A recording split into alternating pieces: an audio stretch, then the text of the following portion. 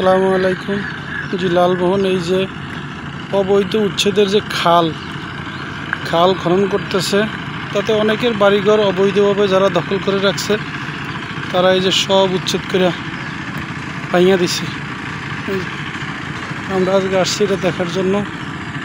অনেকভাবে এই যে দেখা যাচ্ছে,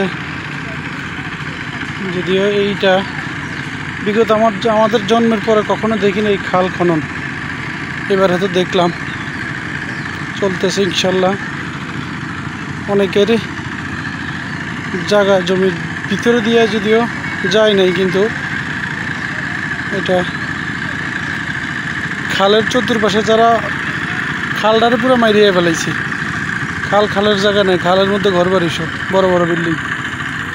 জি, যাক, আল্লাহ পাক যখন যা করে সব ভালোর জন্যই করে, মানুষের মঙ্গলের জন্যই করে। আল্লাহ হাফেজ।